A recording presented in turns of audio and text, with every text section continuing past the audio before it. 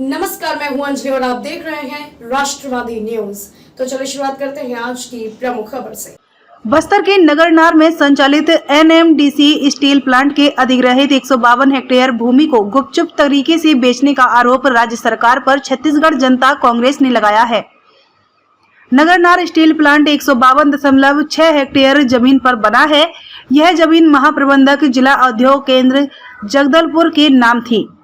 6 दिसंबर 2021 को CSIDC ने 32.4 hectare का डिमांड नोट NMDC को दिया। 20 दिसंबर 2021 को NMDC ने 5,10,60,228 रुपए का भुगतान CSIDC को कर दिया। शेष जमीन के लिए 21 दिसंबर 2021 को CSIDC ने डिमांड नोट जारी किया। 27 दिसंबर 2021 को NMDC ने 28,41,10,463 रुपए का भुगतान CSIDC को कर दिया। जनता कांग्रेस नेताओं का कहना है कि अधिग्रहित जमीन NMDC के नाम होने पर अब NMDC आसानी से स्टील प्लांट को हस्तांतरित कर सकेगी, जिसके चलते स्टील प्लांट का विनिवेशीकरण निजीकरण का रास्ता साफ हो गया है। वो निकले सबसे बड़े दलाल।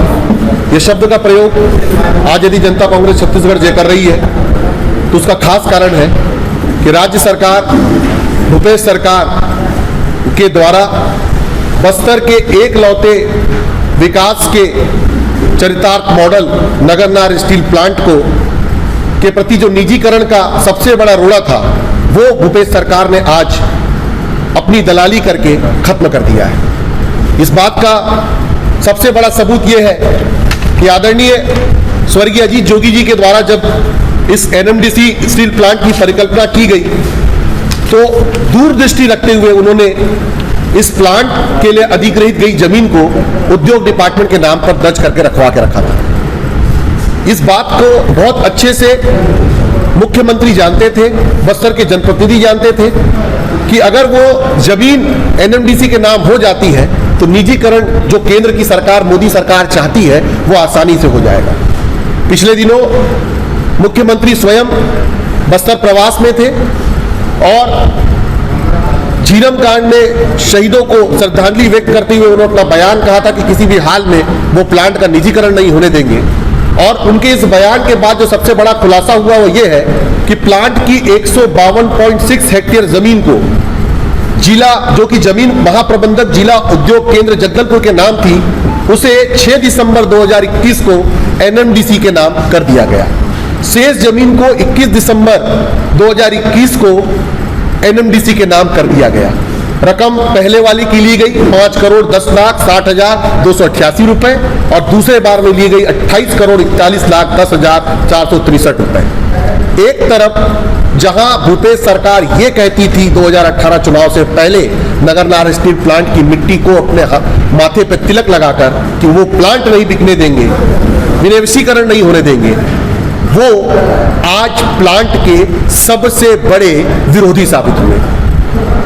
सर्वदलीय मंच के नेता, बस्तर के सांसद, सर्वदलीय मंच के उपाध्यक्ष, जगदलपुर विधानसभा के विधायक और सबसे बड़े एकमात्र कैबिनेट मंत्री जिनके उद्योग के द्वारा यह कारनामा किया गया है, आदरणीय श्री कवासी लखमा जी, जो बस्तर के लाडले और बस्तर के हितैषी नेताओं के नाम पर पहचाने और जाने जाते हैं, उनसे बस्तर की जनता सवाल कर रही है कि आखिर उनके मुख्यमंत्री, उनके सरकार के द्वारा क्या ये सब कुछ बस्तर के खिलाफ जो किया गया उनकी जानकारी में किया गया या उनकी गैर जानकारी में किया गया। यदि गैर जानकारी में किया गया है तो अगले 48 घंटे में वो अपनी सरकार से जवाब मांगे और यदि उनकी सरकार इस फैसले को नहीं पलटती है तो बस्तर की जनता के प्रति अपनी विश्वसनीयता साबित करने के लिए अपने हाईकमान को अपना इस्तीफा सौंप दें। और यदि वो इस्तीफा नहीं सौंपते हैं बस्तर के 12 जनप्रतिनिधि और मंत्री, तो बस्तर की जनता ये मान लेगी कि आप भी इस दलाली में शामिल हैं और बस्तर की जनता के सबसे बड़े विश्वासघाती हैं। आने वाले समय में जनता कांग्रेस छत्तीसगढ़ जे के द्वारा इस विश्वासघाती कदम जो सरकार ने उठाया है उसके खिलाफ प्रदर्शन किया जाएगा। प्रभावित गांव कि लोगों के साथ बातचीत कर बहुत जल्दी धरने प्रदर्शन का कार्यक्रम किया जाएगा।